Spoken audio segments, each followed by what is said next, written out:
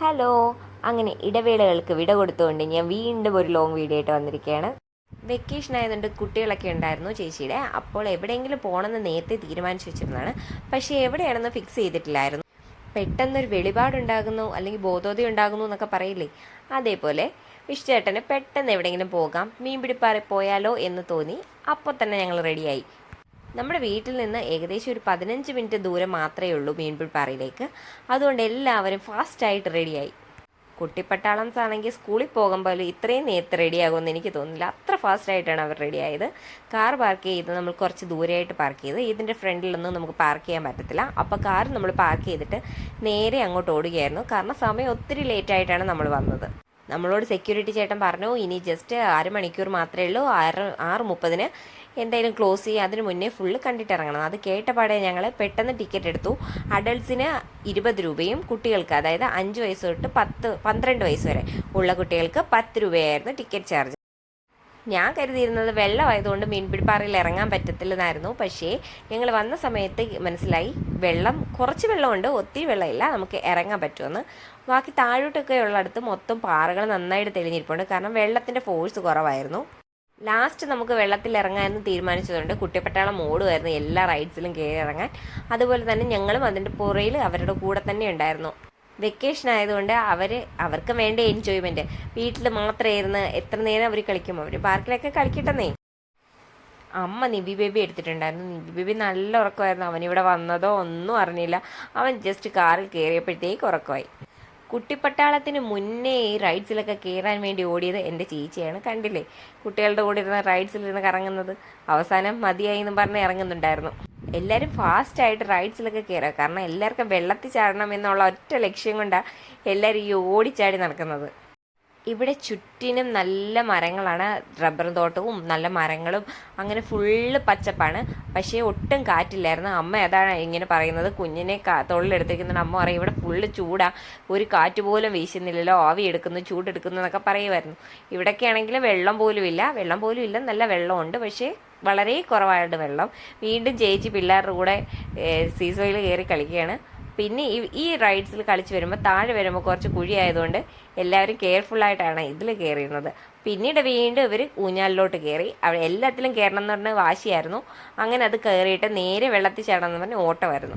എങ്ങനെയാണ് ചെയ്യേണ്ടതെന്ന് ഞാൻ അവർക്ക് പറഞ്ഞു കൊടുത്തിട്ടുണ്ടായിരുന്നു. അത് കഴിഞ്ഞിട്ട് അവർക്ക് തന്നെ മനസ്സിലായി, അവർ തന്നെ ചെയ്യാൻ തുടങ്ങി. മുന്നോട്ട് വീണ്ടും കുറച്ച് വഴിയുണ്ടായിരുന്നു. പക്ഷേ ഞങ്ങൾ അങ്ങോട്ട് പോയതൊന്നുമില്ല. കാരണം ടൈം കുറവായതുകൊണ്ട് ഞങ്ങൾ അങ്ങോട്ടൊന്നും പോയില്ല. തിരിച്ച് വെള്ളത്തിലോട്ട് ചാടാൻ തന്നെ മുന്നോട്ട് പോയി.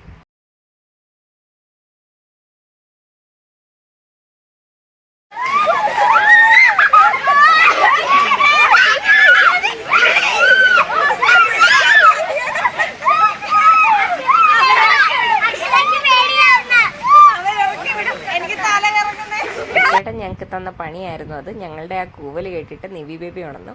അങ്ങനെ അവനെയും കൂടി വിഷ്ചേട്ടൻ ഒരു റൈഡിലെടുത്തി കറക്കി. കഷ്ടം, അവനൊന്നും മനസ്സിലാകത്തില്ലല്ലോ, അവൻ വെറുതെ ഇരുന്ന് കൊടുത്തു. എല്ലാ റൈഡ്സിലും കയറി കഴിഞ്ഞിട്ട് ഇനി നമുക്ക് വെള്ളത്തിൽ ചാടാമെന്ന് പറഞ്ഞ് കുട്ടിപ്പട്ടാളംസ് എല്ലാം മുന്നേ ഓടിയിട്ടുണ്ട്. നമ്മൾ മുന്നോട്ട് പോയിക്കൊണ്ടിരിക്കുകയാണ്. റൈറ്റ് സൈഡിലെല്ലാം ചെറിയ ചെറിയ സീറ്റുകളൊക്കെ കൊടുത്തിട്ടുണ്ട്. നമുക്ക് അവിടെ ഇരുന്ന് കാറ്റൊക്കെ കൊണ്ട്, വെള്ളമൊക്കെ കണ്ട്, മലയൊക്കെ കണ്ട്, കുന്നുകളൊക്കെ കണ്ട് ഇരിക്കാമെന്നായിരുന്നു. പക്ഷെ കാറ്റില്ല, വെള്ളമില്ല, പാറ മാത്രമുണ്ട്, പിന്നെ കുറച്ച് പച്ചപ്പുമുണ്ട്, അത് മാത്രമേ ഉള്ളൂ. അതുകൊണ്ട് നമ്മൾ അവിടെ ഇരുന്നില്ല. നമ്മൾ നേരെ വെള്ളത്തിൽ പോകാമെന്ന് പറഞ്ഞിട്ട് മുന്നോട്ട് പോകായിരുന്നു. നന്ദു അല്ലെങ്കിൽ നീന്തൽ പഠിച്ചിട്ടുണ്ട്. അവൻ എങ്ങനെയും വെള്ളത്തിൽ ചാടിയിട്ട് നീന്തണം എന്നും പറഞ്ഞിട്ട് നടക്കുമായിരുന്നു.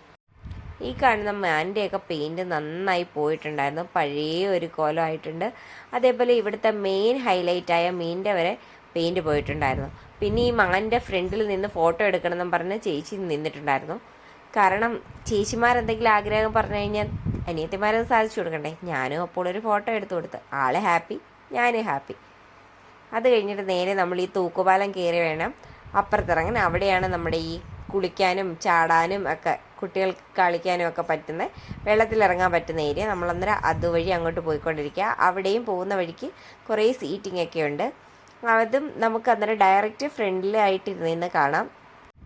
അങ്ങോട്ട് പോകുന്ന വഴിക്കെല്ലാം സൈഡിലായിട്ട് കുറേ റബ്ബർ തോട്ടങ്ങളും കുറേ മരങ്ങളും ഉണ്ടായിരുന്നു. വിഷ്ചേട്ടൻ നിവിയായിട്ട് നേരത്തെ പോയി അവിടെ ആ സീറ്റിലിരിക്കുമായിരുന്നു. ഞങ്ങൾ എത്തിയപ്പോൾ ഞങ്ങളോട് ഒരു ഫോട്ടോ എടുത്ത് തരാൻ പറഞ്ഞു. പക്ഷെ ഫോട്ടോയ്ക്ക് കറക്റ്റായിട്ട് പോസ് ചെയ്യാൻ ആളെ കൊണ്ട് പറ്റിയില്ല. നിവി ബേബിയുടെ കറക്റ്റായിട്ട് ഫോട്ടോ കിട്ടിയിട്ടുണ്ട്. വെള്ളത്തിൻ്റെ അടുത്ത് എത്തിയതും നന്ദു ഡ്രസ്സൊക്കെ മാറിയിട്ട് പെട്ടെന്ന് വെള്ളത്തിലോട്ട് ചാടി. ബാക്കി എല്ലാവരും ഇങ്ങനെ നിൽക്കുക എന്ത് ചെയ്യണമെന്നറിയാതെ. നിവി ബേബിയെ ഞങ്ങൾ ജസ്റ്റ് കാലൊക്കെ ഒന്ന് നനയിച്ചു. ആൾ ഭയങ്കര ഹാപ്പിയാണ്. വെള്ളത്തിലൊക്കെ കളിക്കാൻ ആൾക്ക് ഭയങ്കര ഇഷ്ടമാണ്.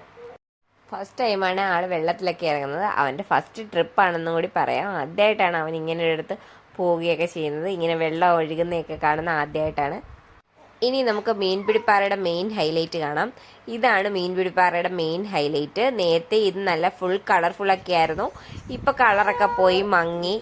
ഇതിന് താഴെയായിട്ടാണ് എല്ലാവരും ഇതിന് ഇറങ്ങിയൊക്കെ ചെയ്യുന്നത്. കുട്ടികളൊക്കെ എൻജോയ് ചെയ്യുന്നത്. കുട്ടികൾ മാത്രമല്ല മുതിർന്നവരും ഉണ്ടായിരുന്നു. എല്ലാവരും ഇതിലായിരുന്നു നീന്തുകയും കുളിക്കുകയൊക്കെ ചെയ്യുന്നത്. എല്ലാവർക്കും വെക്കേഷന് അടിച്ചു പൊളിച്ച് അല്ലെങ്കിൽ എൻജോയ് ചെയ്യാൻ പറ്റിയ ഒരു സ്പോട്ടാണിത്. എൻ്റെ വോയിസിനൊപ്പം കേൾക്കുന്ന ചെറിയ സൗണ്ട് എൻ്റെ നിവി ബേബിയുടെയാണ്. ഞാൻ വോയിസ് ഓവർ കൊടുക്കുന്ന സമയത്ത് അവൻ എൻ്റെ കൂടെ ഇരുന്ന് സംസാരിക്കുക. കുട്ടികളുടെ വെക്കേഷനൊക്കെ അടിച്ചു പൊളിക്കാൻ പറ്റിയൊരു സ്ഥലമാണിത്. ബജറ്റ് ഫ്രണ്ട്ലി ആണ്. വലിയ എക്സ്പെൻസ് ഒന്നും ആവുന്നില്ല. ടിക്കറ്റ് ചാർജ് കുട്ടികൾക്ക് 10 രൂപയും മുതിർന്നവർക്ക് 20 രൂപയും മാത്രമേ ഉള്ളൂ. പിന്നെ കുട്ടികൾക്ക് ഐസ്ക്രീം ഒക്കെ ഇവിടെ കിട്ടും കേട്ടോ. ഐസ്ക്രീം ഒക്കെ ഇവിടെ ലഭിക്കും. പിന്നീട് നേരെ ഒത്തിരി വൈകിയതുകൊണ്ട് ഞങ്ങൾ ഇന്നത്തെ ട്രിപ്പ് ഇവിടെ അവസാനിപ്പിച്ചു. നിങ്ങളൊക്കെ പോകുവാണെങ്കിൽ കുറച്ച് നേരത്തെ പോകണം. കുട്ടികൾക്ക് അത്രയും നേരം കൂടി എൻജോയ് ചെയ്യാൻ പറ്റും. ഞങ്ങൾ പെട്ടെന്ന് തീരുമാനിച്ചതായതുകൊണ്ട് ഒരു 6 മണിയൊക്കെ ആകാറായി ഞങ്ങൾ എത്തിയപ്പോഴത്തേക്ക്. പിന്നീട് 1/2 മണിക്കൂറേ കിട്ടിയോളൂ. അതുകൊണ്ട് അത്രയും ടൈം മാത്രം സ്പെൻഡ് ചെയ്യാൻ കിട്ടി. എന്നാലും എല്ലാവരും ഹാപ്പി ആയിരുന്നു. കുട്ടികളൊക്കെ നല്ല ഹാപ്പി ആയിരുന്നു. ഇതൊക്കെ കഴിഞ്ഞ് എല്ലാവരും തണുത്തിരിക്കുകയായിരുന്നു. എല്ലാവർക്കും എന്തെങ്കിലും കഴിക്കാമെന്ന് പറഞ്ഞിട്ട് നമ്മുടെ റെയിൽവേ സ്റ്റേഷൻ അടുത്തുള്ള ലക്ഷ്മി എഡിബിൾസിൽ നമ്മൾ കയറിയിട്ടുണ്ടായിരുന്നു. എല്ലാവരും അവിടുന്ന് ജ്യൂസും ചെറിയ സ്നാക്സൊക്കെ കഴിച്ച് ഞങ്ങളുടെ മീൻപിടിപ്പാറ വ്ളോഗ് ഇവിടെ അവസാനിക്കുകയാണ്. എല്ലാവർക്കും ഇഷ്ടപ്പെട്ടു എന്ന് വിചാരിക്കുന്നു. ഇഷ്ടപ്പെട്ടിട്ടുണ്ടെങ്കിൽ എന്നും പറയുന്ന പോലെ ചാനലൊന്ന് സബ്സ്ക്രൈബ് ചെയ്യുക. അതേപോലെ വീഡിയോ ലൈക്ക് ചെയ്യുക. നിങ്ങളുടെ അഭിപ്രായങ്ങളെ കമൻറ്റ് ചെയ്യുക. അടുത്ത വീഡിയോയിലേക്ക് വീണ്ടും കാണാം. അതുവരേക്കും ബൈ.